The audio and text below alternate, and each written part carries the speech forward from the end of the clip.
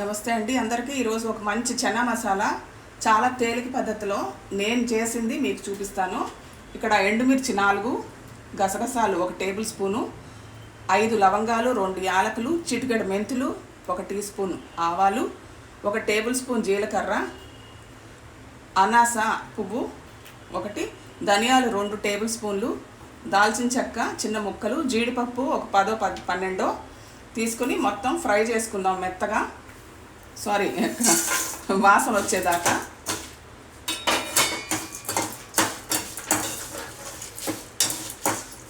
ఇది మంచి సువాసన వస్తుంది. ఇప్పుడు చిన్న అల్లం ముక్క కట్ చేసుకుని 4-5 వెల్లుల్లి రెబ్బలు, 3 మీడియం సైజ్ ఉల్లిపాయలు 3 వేయించేసుకుందాం. వీటితో పాటు ఉల్లిపాయలు సాఫ్ట్గా అయ్యేదాకా.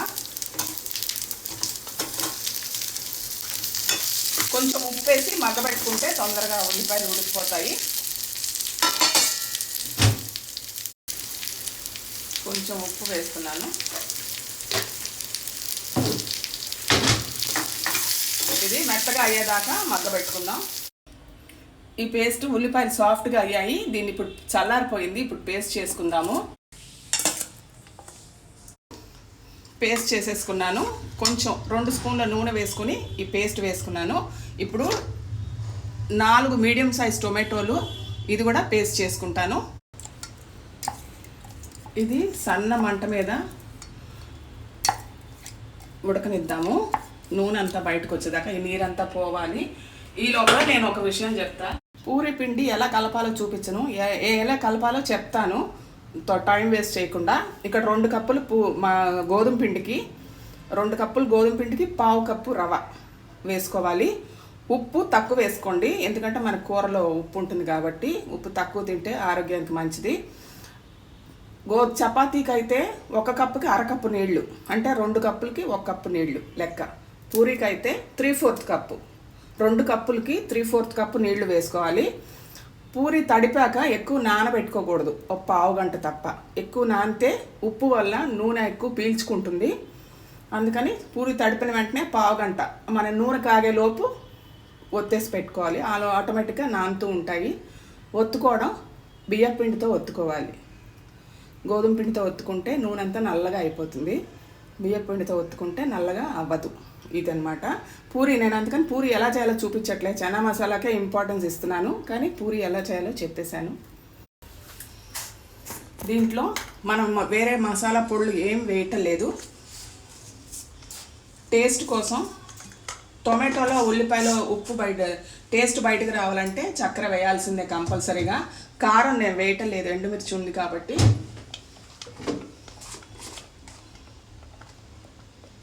పసుపు కొంచెం, ఇందాక ఉప్పు వేసుకున్నాం కదా ఉల్లిపాయలో, అందుకని చూసి ఉప్పు వేసుకోవాలి. కొంచెం పెరుగు వేసుకుందాము. 2 స్పూన్లు పెరుగు. ఎండాకాలం మసాలా చేసేటప్పుడు పెరుగు వేసుకుంటే ఎక్కువ వేడి చేయకుండా ఉంటుంది, కడుపులో మంట రాకుండా ఉంటుంది. అందుకని పెరుగు వేసుకొని ఈ నీరంతా ఇంకిపోయి నూనె బయటకు వచ్చేదాకా దీన్ని ఉడకనిద్దాము. ఈ లోపల నేను పూరీ చేసేసుకుంటా. ఈ శనగల్ని నేను రాత్రి మరిగే నీళ్ళలో నానబెట్టుకున్నాను. చాలా ఎక్కువసేపు, అంటే ఒక 10 గంటల పైగా. అప్పుడే బాగా ఉడుకుతాయి, లేకపోతే ఉడకవు. ఇది బాగా ఉడికిపోయింది. దీంట్లో ఉడికిన శనగలను వేసేసుకుందాం.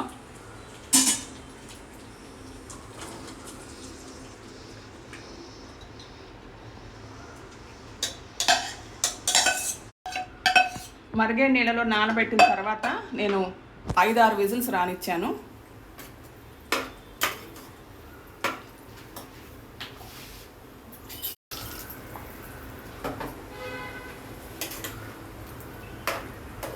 దీన్ని ఇప్పుడు బాగా ఉడకనిద్దాము. ఉప్పు సరి చూసుకోండి, కారం కావాలంటే వేసుకోవచ్చు. కారం కొంచెం తగ్గినట్టుగా అనిపించింది, వేసుకున్నాను. దీన్ని మూత పెట్టి మగ్గనిద్దాము. థిక్నెస్ మీకు కావాల్సినంత చూసుకోండి. కొంచెం నీళ్ళు కావాలంటే పోసుకోవచ్చు, నేను పోయట్లేదు. చెన్న మసాలా ఉడికిపోయిందండి, నేను సర్వ్ చేసుకున్నాను. ఇప్పుడు పూరి ఒత్తడం సంగతి చెప్తాను. మనం ఫుల్గా తిన్నామనుకోండి నడవడానికి కష్టపడతాం కదా, అలాగే పూరి కూడా మందంగా ఒత్తితే పొంగడానికి అది కూడా కష్టపడుతుంది. అందుకే పూరి పల్చగా ఒత్తుకుంటే బాగా పొంగుతుంది. ఇది బాగా పొంగింది, నేను నొక్కేసాను.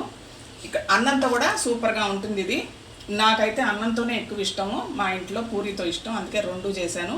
బాస్మతి రైస్లో నెయ్యి వేసుకొని తింటే అద్భుతంగా ఉంటుంది. అలా కూడా ట్రై చేయొచ్చు, మీరు ట్రై చేయండి. Thank you so much.